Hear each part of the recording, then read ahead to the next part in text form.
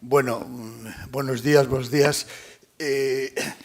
Ante todo, quiero dar las gracias al FEDAC y al doctor Gabriel Betancourt, buen amigo, por la invitación y porque voy a hablar un poco de Metrópolis, no de colonias o excolonias. Voy a hablar justamente de algo que realmente es paralelo, aunque yo me voy a dedicar solamente a la parte española, tanto en España como en Portugal, porque la configuración de nuestra historia liberal desde el siglo XIX es muy parecida.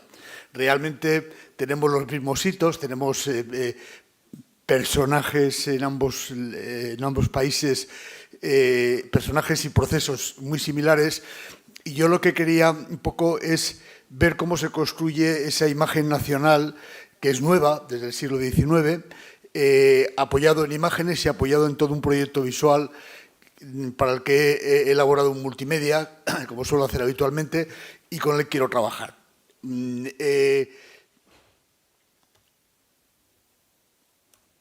En principio, va a ser una visión entre fotografía y estampa y grabado, porque realmente la hegemonía de la estampa, la hegemonía del grabado es muy importante para la propia fotografía. De hecho, todo lo que nosotros en español denominamos la iconosfera contemporánea, es decir, esa gran masa de imágenes fotográficas que van a dar lugar a una visión del mundo, está apoyado en el fotograbado y está apoyado justamente en la imprenta y en la estampa. Yo estoy trabajando sobre los orígenes del fotograbado en España. Acabo de la semana pasada en Lanzarote, pero de manera virtual, no presencial como aquí, he leído una comunicación y estoy muy interesado en todos estos procesos, ¿no? Y son procesos tecnológicos, son procesos culturales, son procesos visuales. Hay una interrelación muy grande entre todas las cuestiones. Bueno, voy a comenzar con un experimento europeo que se va a hacer en la región donde yo nací y habito, que es Cantabria, hoy Cantabria, Santander en el pasado, en el cual ahí se construye uno de los primeros ferrocarriles españoles justamente para dar salida a el viejo proyecto de transporte fluvial del siglo XVIII, que se ha ensayado en Francia, pero también se va a ensayar en España, con menos extensión, y esa harina que se está, digamos, procesando, se está cosechando y distribuyendo desde Castilla, va a pasar de la tecnología fluvial a la tecnología del ferrocarril. En el caso de los, digamos, de los inversores que ponen en marcha este proyecto, le encargan a una empresa de Manchester que haga la ingeniería. De hecho, el trazado que tenemos todavía en el ferrocarril de Cantabria sigue ese mismo trazado, obviamente han cambiado las vías, y Willard Atkinson, que es uno de los ingenieros que viene de Manchester, lo que hace es un proyecto fotográfico para regalar tanto a la reina Isabel II como a los inversores, a los accionistas del ferrocarril.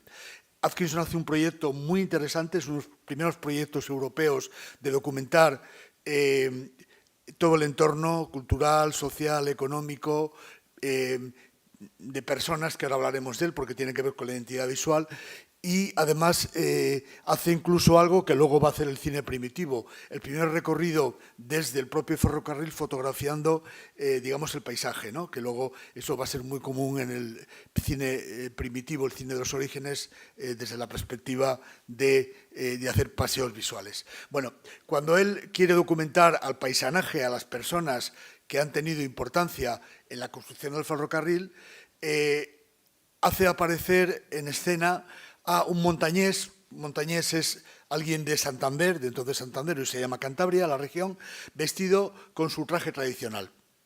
Un traje tradicional que obviamente ya es una diferenciación que, por ejemplo, yo he tenido la oportunidad de ver en países como Túnez en los años 70 de este siglo, es decir, la diferenciación visual por regiones. Uno identifica a otra región por la forma de vestir.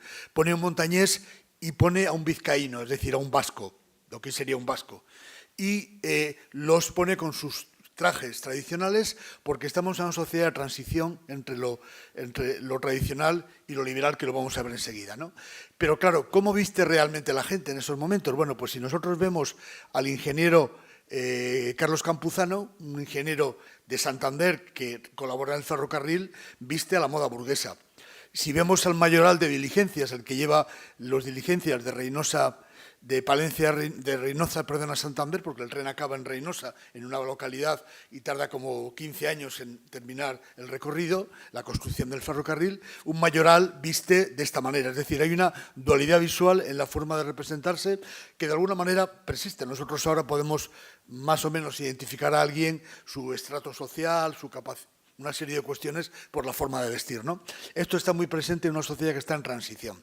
Bueno, desde esta perspectiva nos encontramos con que la percepción de que la sociedad está transformándose de una sociedad de antiguo régimen a una sociedad liberal tiene que ver también con un análisis de cómo se perciben a sí mismos los españoles en ese momento, ¿no? Y para ello he querido recurrir a una obra transnacional, como es Los españoles pintados por sí mismos, porque es un proyecto editorial que va a tener mucho éxito primero en Francia, aquí lo cuento, en el 1841-42, pero va a haber los franceses vistos por sí mismos, los mexicanos vistos por sí mismos. Es decir, es un proyecto en el que lo que hacen es contar con los mejores autores del momento, en el caso español, con los autores que están hablando muchos de ellos del costumbrismo, pero son liberales. Por ejemplo, el curioso parlante, que es Ramón Meseberero Romanos, es un autor que, a la vez que está especulando con el derribo de los viejos edificios en Madrid, está hablando de ese Madrid maravilloso que está desapareciendo y que él está contribuyendo a que desaparezca. Por lo tanto, ese juego ambiguo está hablándonos de un tiempo nuevo, ¿no? Bueno, Los españoles vistos por sí mismos es un proyecto que va a tener mucha continuidad. Ya en el sexenio democrático español, 1871, hay Las mujeres vistas por sí mismas, y lo que pretende es que una serie de estereotipos de las diferentes, digamos, oficios, trabajos, etcétera, que se representan cada uno de una manera, aparezcan y se narren, no se cuenten. Por lo tanto, es una mirada liberal a un mundo que está transformándose, desapareciendo, pero que tiene mucho peso, porque es una sociedad básicamente dual, igual que la portuguesa e igual que las europeas. Es decir, no somos ninguna anomalía o no hay ninguna diferencia respecto a otros países. Hay velocidades. España ha pasado de ser un imperio a una nación, y es una nación pobre, empobrecida, pero no por eso significa que esté desconectada de los valores europeos, como tampoco lo está Portugal, ¿no? Bueno, entonces, desde esta perspectiva, este libro tiene muchísimo éxito y es una mirada de sí mismos en su propio tiempo. Es decir, no es una mirada actual hacia ellos, sino son ellos como se ven, ¿no? Y esto es muy interesante. Ese carácter y el carácter transnacional, es decir, el hecho de que es un producto europeo que va circulando por diferentes países y cada país lo adoptan los editores nacionales y hacen su visión, ¿no? Bueno, pero ¿qué ocurre realmente en este momento? Bueno, que ha aparecido una tecnología, que la que todos sabemos que es la fotografía, que ha coincidido con dos elementos básicos del desarrollo del siglo XIX, el desarrollo cultural y social. Por un lado, es una tecnología que encaja muy bien con las teorías positivistas de Augusto Comte y de otros filósofos franceses que están hablando justamente de un sistema, una máquina que reproduce la realidad y que la realidad puede ser observada. Hoy sabemos, hoy la teoría cuántica dice que el observador modifica lo observado, ¿no? Pero en aquel momento el observador, la cámara fotográfica, el operador, se coloca frente a lo real y lo real se reproduce a sí mismo sin intervención prácticamente más que la pericia del fotógrafo, ¿no? Pero va a crear también algo que André Rouillet, un historiador francés, habla del imperio de la fotografía. Crea un orden visual nuevo que ya no es ese orden visual de los españoles vistos por sí mismos, sino que es un orden visual burgués, muy homogeneizado, muy igual. Es decir, ahora mismo, si yo tengo la fortuna de trabajar con fotografías portuguesas de estudio o con fotografías norteamericanas o con fotografías cubanas o del país que quiera, estoy seguro que las representaciones que están saliendo ahora en pantalla, las representaciones son iguales. Es decir, la codificación visual que crea la burguesía ya no es esa diversidad que estamos viendo en la estampa, ya es una forma de estar en el mundo similar en todos los países. Y por ese motivo también es muy interesante todas estas visiones duales que los españoles vistos por sí mismos, las estampas, han estado mostrando con cierta, bueno, ese autorreconocimiento, aquí se convierten en algo problemático o en algo, digamos, ridiculizador, ¿no? Por ejemplo, esta es una imagen de Nueva Zelanda que publica The Illustrated London News en el año 1887, que es un fotógrafo que aparece con los aborígenes de Nueva Zelanda y ven el resultado. El resultado es que salen espantados por la cámara y alguno mira al objetivo a ver qué es eso, ¿no? Pero justamente en Cataluña, la Ilustración de Barcelona hace la misma broma con un payés que va al estudio y justamente reproduce un poco esta imagen. ¿Por qué? Pues porque el orden visual de la fotografía, la estructura, es decir, muchos trajes de estas señoras y señores que están en el estudio posando, los aporta el propio fotógrafo, es decir, ni tan siquiera los llevan las personas, algunos sí, otros no, ¿no? Y entonces, cuando aparece alguien que pertenece a otro grupo social y visualmente está diferenciado, realmente está como fuera del espacio homogéneo de la fotografía. Por lo tanto, esa dualidad se hace ya visible en la fotografía, que es muy igual en cualquier país, es decir, trabajar ahora mismo con fotografías de carte de visite, de estudio, es encontrarte con una realidad que se repite y sin continuidad, o sea, prácticamente en todos los lugares iguales, y sin embargo es la estampa la que juega la diversidad, ¿no? Por lo tanto, ese orden visual burgués va a crear esas condiciones que hacen que en un tiempo de aceleración, Jonathan Crowley hablaba de dislocaciones perceptivas, es decir, de cambios en la percepción, el tiempo con el telégrafo, la memoria con la fotografía, el ferrocarril con la distancia, todos esos cambios, sin embargo, mantienen a la vez una persistencia de viejos usos de esa sociedad tradicional que se está resistiendo a cambiar, pero que va a cambiar inevitablemente, ¿no? Entonces el proyecto lo que hace es reinventa, cambia los significados y hay un papel decisivo, más que la fotografía, que también lo hace, pero que es más homogénea, como hemos visto, es la imprenta. La imprenta tiene varios proyectos en los que está trabajando, ¿no? La estampa. Por un lado, la visión de los trajes regionales, de la visión regional. Ayer veíamos imágenes, nos lo mostraba el doctor Betancourt, ¿no? de imágenes creo recordar que de Canarias y de Madeira, ¿no? Y realmente hay una invención de esos trajes, de esas diferenciaciones, porque se reinventan en el XIX y la prensa gráfica del siglo XIX se dedica, no la gráfica, la prensa ilustrada, que es como se llama técnicamente, la gráfica es la fotográfica del siglo XX, se dedica justamente a crear estereotipos nacionales de la diversidad. Luego vamos a verlo en fotografía también, ¿no? Por otro lado, reivindica el pasado. Nosotros tenemos, como tiene Portugal y como tienen muchos países europeos, tiene un pasado glorioso, tiene un pasado monumental, documental, etcétera, y lo que hacen estas revistas es reivindicarlo, empezar a ver ese pasado que ha pervivido, nadie sabe por qué, de repente empieza a ser reivindicado y reconstruida su importancia. Es decir, es un proceso de reinvención de la historia que lo da la sociedad liberal, que antes tenía otras características, ¿no? También el tema de la prensa. La prensa difunde textos, pero difunde imágenes. Y las imágenes cuentan cosas, ¿no? Y otro elemento fundamental es la pintura. Es decir, la propia prensa invita a visitar los museos. El museo se nacionaliza. Ya no es, por ejemplo, el caso español, el Museo del Prado, que son colecciones de la monarquía, de las monarquías que hemos tenido en España, pero en el caso de lo que se intenta es que esos museos ya sean nacionales, o sea, se han nacionalizado desde el punto de vista cultural y lo que está mostrando es el pasado español, la gloria del pasado español, en el caso nuestro, y además empieza a crearse unas categorías, que es la pintura de historia, que lo que está contando son los grandes hitos de lo que fue nuestra nación, ¿no?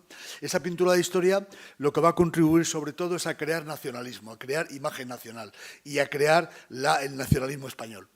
Que tenemos la desgracia, en el caso español, otros países no tuvieron esa desgracia, de que el franquismo se apropia de la imagen nacional, pero desdeña la parte liberal. Y cuando nuestras generaciones, como la que yo represento por edad, llegamos a ver lo español, lo estamos asimilando al franquismo cuando realmente autores como Tomás Pérez Vejo, en España Imaginada, que es un libro magnífico, nos está contando justamente que toda la imagen nacional se ha consolidado en torno a la pintura de historia, al museo, a la prensa, etcétera, y que lo que ha ocurrido en el siglo XX es que se ha cambiado su significado por motivos de la apropiación del franquismo, ¿no? Bueno, por lo tanto, la pintura es importante, los museos son importantes, la prensa es importante, los trajes de la diversidad y también la mirada burguesa hacia la mirada, digamos, tradicional, ¿no? Por ejemplo, esto es un entierro de una niña en Madrid, entonces esa visión que es real, es decir, existe un mundo tradicional que sigue ahí, que sigue funcionando y que sigue haciendo, digamos, su vida cotidiana, pero que ya se está mirando por esas personas que van al estudio fotográfico, que se están, por lo tanto, adscribiendo a un mundo moderno entonces, lo están viendo ya con distancia, ¿no? Pueden ser desde un entierro, pueden ser las muchas manifestaciones, puede ser una novillada, etcétera, una serie de cuestiones que, aunque están en la vida cotidiana, esa visión burguesa ya las ve como distantes, o intenta verlas distantes, luego realmente está todo mezclado, ¿no? Por lo tanto, ver la prensa ilustrada del siglo XIX, las revistas, que las hay en otros países europeos, es ver también un poco la diversidad, pero es ver un poco la construcción del imaginario. Es un imaginario muy complejo, que a veces nos cuesta un poco entender ahora, porque las imágenes se han quedado, son arqueológicas, hay que hacer un cierto esfuerzo para entenderlas, pero tienen esa dualidad con la que funciona, ¿no? Bueno, y luego, ¿qué ocurre? Claro, la fotografía es un negocio. La fotografía se dedica a captar un nicho de negocio de clientes, le va a pasar al cine. El cine primitivo hay que verlo también como negocio, buscar qué personas van a las barracas de cine y qué les interesa, ¿no? Bueno, en el caso de la fotografía es un negocio. ¿Y qué hacen los fotógrafos? Fotografían con esa visión adscrita al mundo moderno, esa visión burguesa, ese imperio de la fotografía del que hablaba Andrés Rouillet, pero también buscan nichos de negocio, buscan formas de negocio en otros elementos que el público quiere. Entonces, si la estampa está vendiendo trajes regionales, características diferenciadoras, uno es canario, es catalán, es castellano, en nuestro caso éramos castellanos en aquel momento, ahora somos cántabros, pero bueno, eso son construcciones temporales, ¿no? Pues también hay que diferenciarlos. ¿Y cómo se diferencian? Pues también, no solamente en estampas, sino también fotográficamente. Jan Lauren, que es uno de los fotógrafos que se instala en Madrid, que fotografía nuestras piezas nacionales en la Armería Real, pero también fotografía los tipos españoles, como lo ponía aquí, lo que hace es grandes catálogos porque las personas de la época no solamente lo ven en las revistas impresos, sino que también quieren tener estampas pues, de lo que es un aragonés.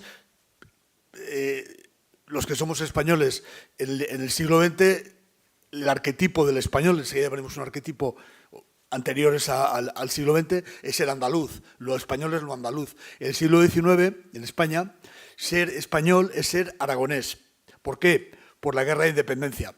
Porque la guerra de independencia ha creado un mito, una mitificación, y hay dos hitos, uno es Gerona, con los sitios y etcétera, pero por un desplazamiento, por una operación de propaganda, en las que están personas como Goya, que les financian los desastres de la guerra, la colección de grabados, los desastres de la guerra, no deja de ser una operación de propaganda pagada por Palafox y otros para mostrar las crueldades francesas y se convierte en el hito de la fiereza, del valor español, etcétera, sin olvidar a Gerona y sin olvidar otros lugares del país, Madrid, 2 de Mayo, etcétera, y entonces esa visión entonces cuando Lauren hace esta colección, el aragonés tiene que estar, porque es el español típico, ¿no? Está el manchego con su tal, está el majo andaluz, está la asturiana, es decir, traje regional inventado para dar esa diferenciación, pero a su vez pasados por el tamiz de la fotografía. La fotografía es una contradicción, está haciendo foto de estudio codificada, pero también está haciendo otros productos porque la imprenta, la estampa los ha dado mucho valor, los ha dado mucha importancia cultural y entonces los fotógrafos intentan venderlo también. No es el único que lo hace, Lauren, pero es el más conocido, ¿no? Y esa es una tradición que va a pervivir. Por lo tanto, estamos en esta dualidad visual que está construyendo la nacionalidad española liberal, no la anterior, que ya está construida. Y esto, por lo tanto, tiene... Y luego me gustaría también hablarles de cómo los imaginarios construyen estereotipos. Nosotros desde la perspectiva del 19, cuando empiezas a ver la construcción, tienes que fijarte mucho en cómo representan las escenas, qué representan, etcétera, ¿no? Y aquí tenemos una escena de una revista ilustrada española, La Ilustración, 1851, que muestra justamente la tradición victoriana británica de la comunicación del trono, que se llamaba entonces la corona, de la monarquía, con el pueblo, ¿no? La reina, en el caso británico Victoria, en el caso español Isabel II, va encapsulada en una carroza, pero está mirando al pueblo desde la cápsula de la carroza. ¿Y quién es el pueblo? Pues el pueblo español, en este caso, ¿cómo lo representa una revista española de Madrid en 1851? Pues fíjense en la escena y son personas que podían haber salido de un estudio fotográfico. Son todos burgueses, es decir, elegantemente vestidos como irían al estudio o como el fotógrafo les dejaría los trajes para el estudio. Por lo tanto, nosotros, ¿cómo nos vemos? ¿Cómo nos ve una revista liberal española ilustrada del 19? Nos vemos como modernos, somos gente moderna, no somos gente de la sociedad tradicional. Pero, sin embargo, un año después de Illustrated London News, que es el mismo modelo que el español, es anterior incluso, que también utiliza el grabado en madera, utiliza la visualización, etcétera, muestra una escena parecida en Madrid y fíjense, el pueblo español ha cambiado radicalmente. La carroza, la transparencia, la comunicación, etcétera, pero el pueblo español, a ver si soy capaz de mostrarlo, parecen majas goyescas, parecen bandoleros, ¿no? ¿Por qué? Pues porque ahí funciona otro elemento que es el arquetipo, es el estereotipo.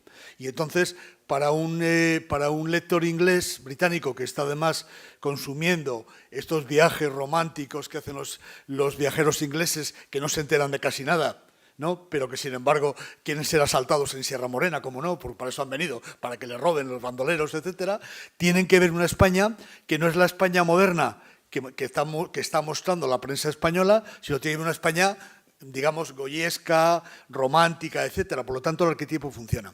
Pero este arquetipo también, este estereotipo, también funciona en fotografía, porque la fotografía es un negocio. La fotografía es una forma, nosotros ahora como historiadores vemos en ella valores culturales, sociales, estéticos, lo que queramos, pero es un negocio. Hay una serie de fotógrafos ganando mucho dinero, porque es una profesión que se gana mucho dinero, que han venido de otros campos, lo mismo que ocurre hoy con la informática. Hoy en la informática hay ingenieros informáticos, pero otras muchas personas que han venido de campos muy diferentes y se han enriquecido con la informática. Bueno, pues el 19, justamente a la fotografía le ocurre lo mismo. Uno es músico, el otro, como Lauren, era jaspeador de sombreros, el otro es, a lo mejor ha sido siempre profesiones un poco perdidas que de repente encuentran en la fotografía su negocio, ¿no? Y entonces en el 19 se institucionaliza esta industria que vemos aquí de producción de imágenes fotográficas a gran escala, que están ya anunciando la tarjeta postal que llegará después, gracias al fotograbado y a la fototipia, a las técnicas de impresión, pero también está creando productos como los de Underwood de la estereoscopía, ¿no? ¿Cómo se representa España? O sea, cada país tiene su representación. ¿Cómo se representa España? España es un país católico, es un país pintoresco que tiene, esto es nuestro gran hito, que es el monasterio del Escorial, Felipe II, el Imperio Español en el estado máximo, pero delante una imagen muy rural, muy antigua, muy de sociedad tradicional. Los toros, ¿no? Es decir, ¿qué es lo que quiere consumir el espectador internacional que compra estereoscopías? Pues justamente estos estereotipos que le funcionan. ¿Qué funciona para la imagen de Inglaterra? Ciudad moderna, coches, autobuses, etcétera. Rusia, país exótico, es decir, Alemania, país industrial, es decir, estos estereotipos están funcionando constantemente y además nos remiten perfectamente a lo que esperamos que sea cada país. Da igual que sea cierto o no sea cierto, eso es lo de menos. Lo que importa es que opere y que funcione, ¿no? Entonces, todo esto en el fondo lo que nos hace es reflexionar un poco sobre cómo realmente, y ayer creo que era el doctor Gabriel Betancur el que lo decía, somos más parecidos de de lo que parecemos diferentes. Realmente, culturalmente, estamos en el centro, estamos en la periferia y somos muy parecidos. Somos humanos, tenemos gustos, pulsiones, intereses parecidos, etcétera, pero las construcciones que nos llevan a parecernos diferentes, que es una estrategia desde el punto de vista del poder, de la política, de la cultura, etcétera, hace que nos encontremos en muchas ocasiones con visiones que parece que el otro es otra cosa, cuando realmente las diferencias son visuales, son culturales, pero nos unen más cosas de las que nos separan, ¿no?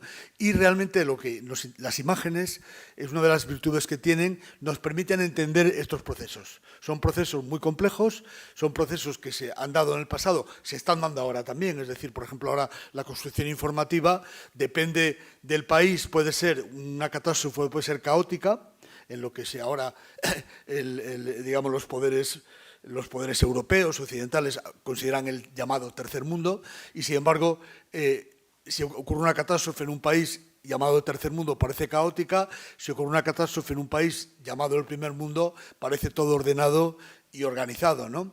Son estereotipos, son construcciones, ¿no? En el fondo, los que trabajamos sobre las imágenes nos interesa justamente mostrar estos contrastes. Bueno, no sé si me he pasado, no he llegado. He intentado sobre todo... Estoy bien, ¿no? Bien, estupendo. Bueno, 2 minutos, vale, pues 2 minutos, bueno, me sobra 1 minuto para contar otras cosas, ¿no?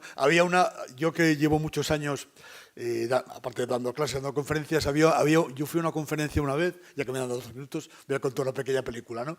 Y había un señor que estaba mostrando su trabajo y al lado estaba mostrando en otro proyector de diapositivas fotografías de su pueblo.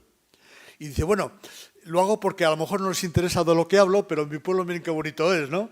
Y dice, bueno, ¿no? Bueno, yo no hago esas cosas, pero sí me interesa mucho que las imágenes nos hablen, nos cuenten el pasado, nos cuenten su historia, nos permitan entender nuestra cultura y sobre todo nos permitan entender algo que es la esencia de todo. Formamos parte de un mismo mundo, no somos diferentes. Visualmente podemos serlo, culturalmente podemos serlo, pero todos formamos parte, estamos en el mismo barco llamado Tierra, ¿no? Y que tenemos que cuidar, por cierto. Bueno, pues muchas gracias y me queda 1 minuto que le regalo al siguiente, ¿vale?